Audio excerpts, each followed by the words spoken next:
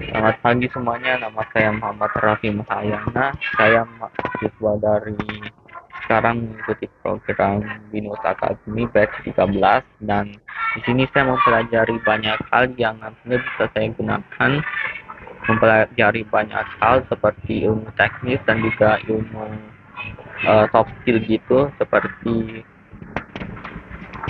konsistensi, dan itu nantinya bisa mempersiapkan saya agar bisa bekerja di pekerjaan yang memerlukan skill tentunya. Jadi kalau misalnya kalian mau ikuti Maxi Academy, bisa di Instagram ya, tahu-tahu bisa dapat diskon.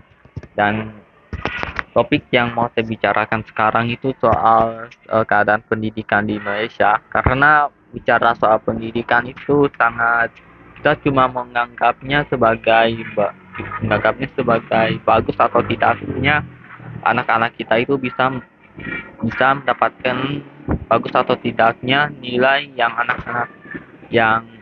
anak-anak kita, atau misalnya buat saya, teman-teman kita tidak dapat di bangku sekolah. Jadi kalau misalnya dia dapat nilai yang bagus di bangku sekolah atau kuliah, itu dianggapnya dia berpendidikan, padahal sebenarnya belum tentu, karena kalau yang namanya pendidikan itu, bagaimana ilmu dan pengetahuan yang kita dapatkan itu bisa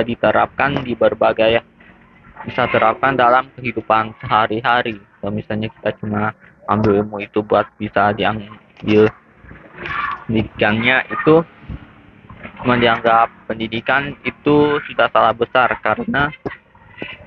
karena kita belum kan karena kita sudah menyalahkan pendidikan itu sebagai sarana buat lanjut ke sekolah tinggi, tapi kita belum memahami itu apa pentingnya pendidikan gitu pada kehidupan sehari-hari. Kemudian juga soal masalah pengetahuan. Soalnya kalau misalnya bicara soal masalah pengetahuan, orang tua kita ini pengetahuan juga banyak yang disalahpahami, karena kalau pengetahuan itu ya tidak jauh dengan pendidikan. Apa yang kita sudah hafalin dari buku LMS di sekolah yang bisa membuat kita dapat nilai bagus gitu nantinya pas kayak mengerjakan latihan atau soal atau ujian. Karena pengetahuan itu apa yang kita tahu, sehingga itu bisa memengaruhi keputusan kita, bagaimana kita mengambil keputusan itu. Ini juga penting kalau misalnya kita mau mengambil keputusan yang menyangkut harta kita, seperti uang,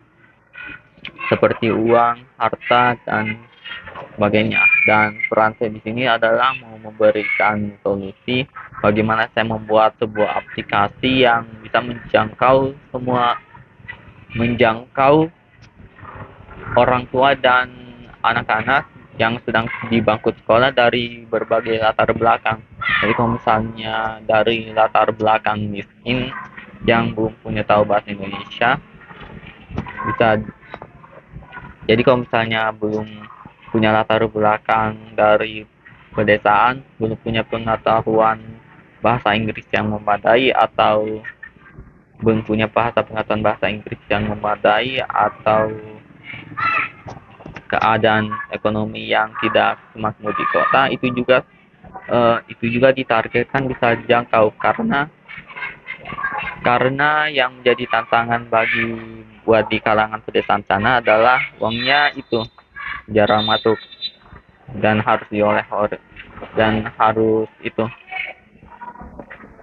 susah buat mendapatkan pengetahuan. Jadi yang mau saya tekankan di sini adalah bagaimana agar, jadi sekian itu saja, bagaimana agar anak-anak kita bisa mendapatkan pengetahuan dan bisa lebih sukses di kedepannya, dan bisa memaknai apa pengetahuan yang mereka dapat dan menerapkannya dalam kehidupan sehari-hari. Sekian, terima kasih.